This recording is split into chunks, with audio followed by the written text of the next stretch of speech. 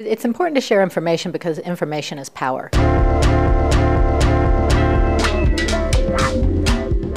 And we want families to have power to raise their children in the best possible way they can, to give them a good start in life so that they can be successful.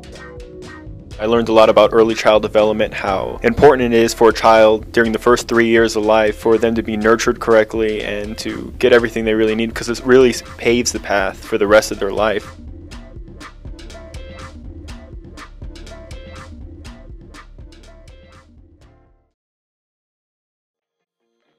In 2010, 5 organizations in the Albuquerque, New Mexico area took a new approach to improving the lives of the state's youngest children.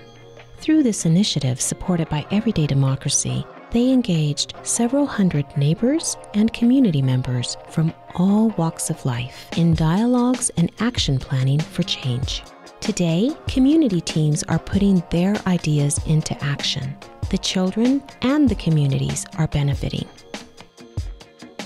In January 2011, Everyday Democracy hosted a Strong Starts Policy Forum to connect the energy and the ideas of the groups with each other and with lawmakers. The evening provided a place where policymakers and people from diverse groups and cultures talked and listened to each other about their hopes and concerns for our youngest children.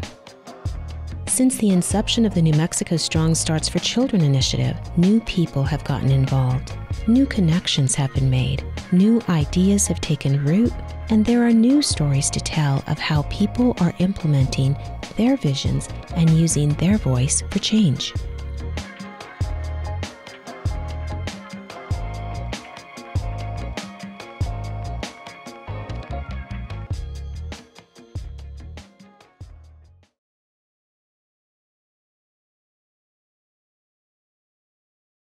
So one particular initiative that we, or action idea that we incorporated with our funding that we got from Everyday Democracy was a photo voice project, kind of like a community type research project, I guess you would say. You know, kind of begin with a couple of core questions that you're trying to find the answer to, instead of, you know, getting written or oral feedback about that. You get your information through a series of photos. Basically, the premise of this was to find out, what can school do to support cultural learning? What do they do that takes away from that? And just to kind of better inform us for the elementary school, like what can the school do protocol-wise? What can the school do curriculum-wise to make sure that what's being taught at the home is being enforced and practiced here at the school as well? I think that was one of the highlights of our project, was because, you know, at the end of the 5th session, everyone didn't want to go. They kind of wanted to keep talking and engage in dialogue and continue taking photos and telling why these photos were important and how they communicated their cultural teachings and why, or what school could do or not do to support these things. So that was really invaluable feedback we got from our families.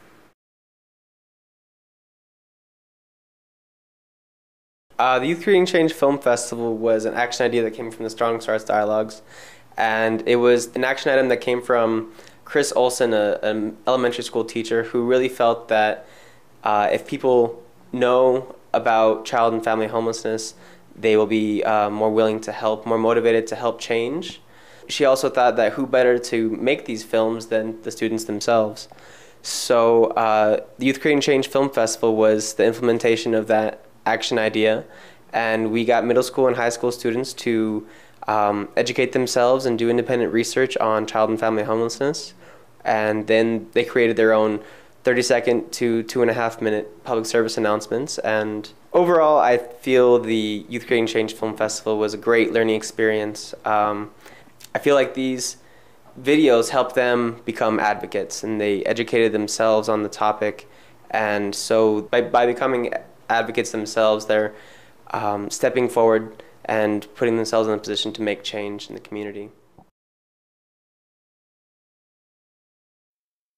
Family Development Program took part in the Everyday Democracy dialogues discussions, and out of the dialogue discussions, all of the partners and circles of dialogue came up with a need for resources for families with young children. And so what we did is we went out and looked at well, what do you mean resources? What kinds of resources are you looking for? What are your needs? How do you access them? How can we make it easier to find? And so on. So we had My Community in M and the New Mexico Early Childhood Community websites, which were already both established, but we wanted to look at how they could be responsive to this need for resources around early childhood in the community. So having a virtual village, a place where somebody can go to and say, you know, help me out here with this problem. What other resources? What do you know about that I don't know about? How can you help me? I think that certainly while it never is going to replace that family mentoring and face-to-face connections, it is a place to start and help sharing information.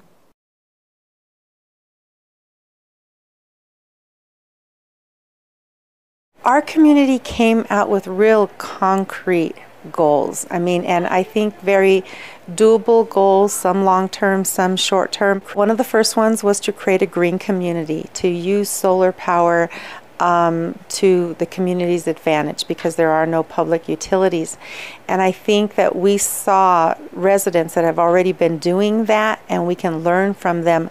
Another one was to create a safe environment for young children because there's no shelter for them before school. So we wanted to focus on ways that we can make sure that children are safe in the community.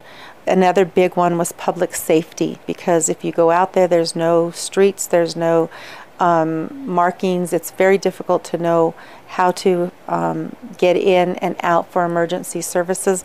The other one was a healthy local environment for residents. And so we wrote a grant to the Bernalillo County Neighborhood Association, and we got it funded for $10,000.